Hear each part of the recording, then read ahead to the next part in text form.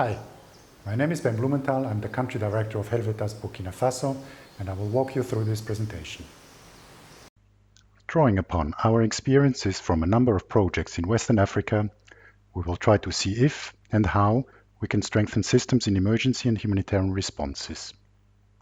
But before we dive into the topic, let's have a look at the context. Burkina Faso and Niger are two landlocked countries in West Africa.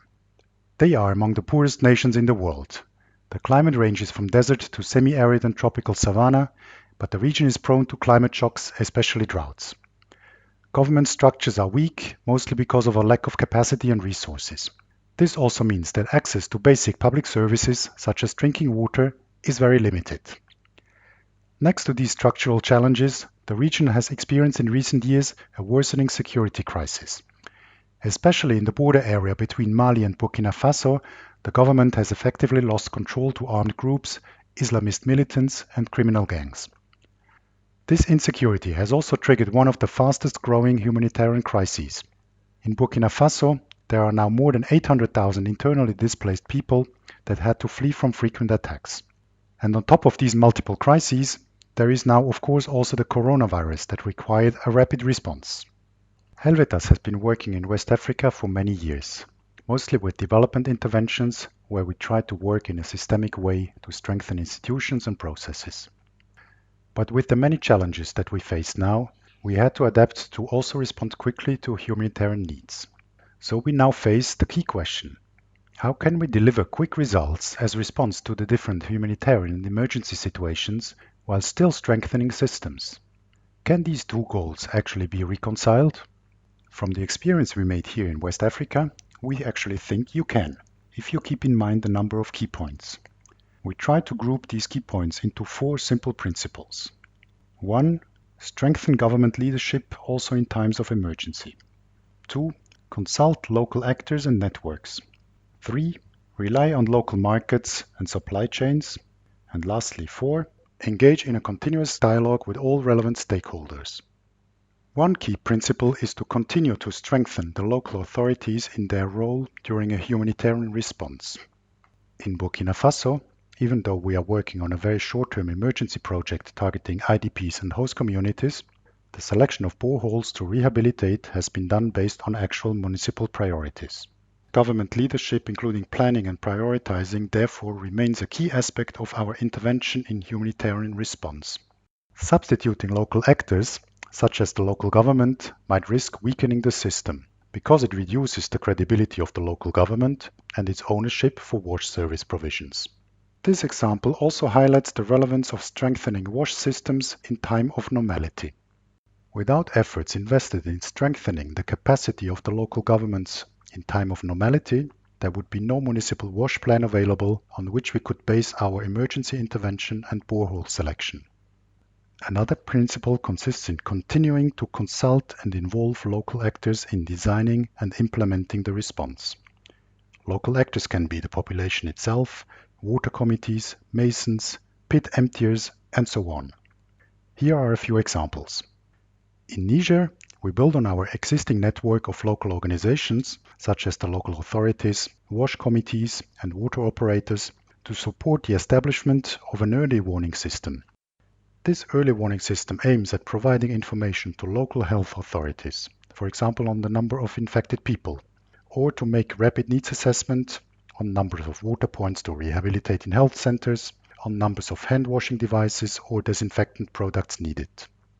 In Burkina Faso, even in the context of a short-term humanitarian response, we ensure that the population, masons, and pit emptiers are consulted and involved to determine the most appropriate locations and construction techniques for latrines.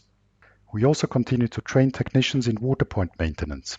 Shortcutting local actors to be quicker in an emergency context might result, for example, in latrines being built in locations that are unsafe and that will therefore not be used.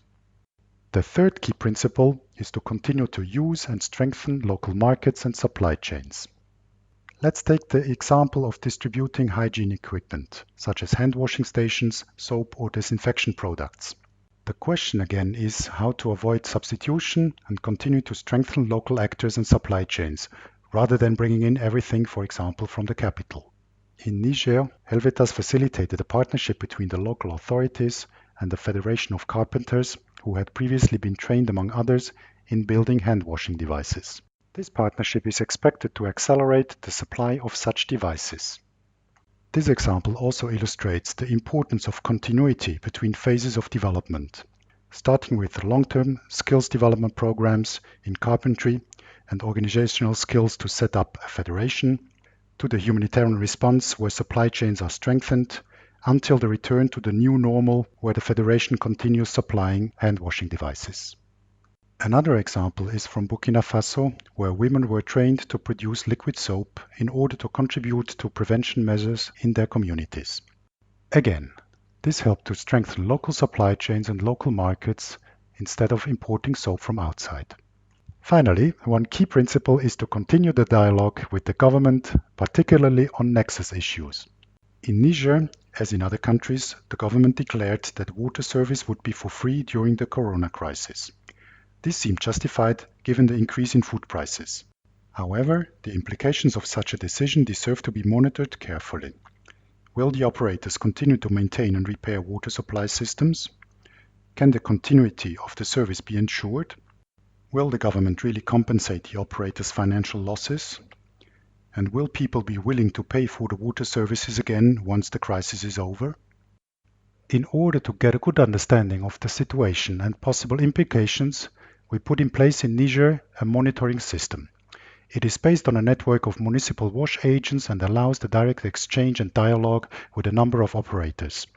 This should enable us to provide recommendations to decision makers. The 4 key principles outlined here helped us to formulate our humanitarian response without abandoning the goal of strengthening the system. However, a lot of very difficult questions remain also for us.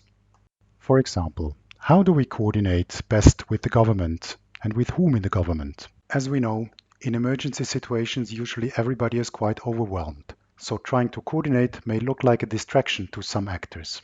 Others, unfortunately also some international agencies, are not always really keen on cooperation and coordination. Also, using local resources is all nice, but it may slow down considerably your operation if you first have to train local providers or craftsmen. And how do we guarantee that our intervention does not distort local markets? Take, for example, the brick production in this picture. We produce them locally by women IDPs for the construction of latrines in our emergency project. But can we be sure that this does not drive up prices for bricks? This would directly harm the IDPs because they need the same bricks to construct their shelters. And lastly, who really wants to talk about strengthening systems in emergency situations? Usually our partners, as well as our beneficiaries, expect us to deliver results quickly. And also donors are not always keen to talk about the famous nexus. So you see, a lot of questions still remain open, and I'm looking really forward to discuss them with you on the 24th of June. Thank you very much for your attention.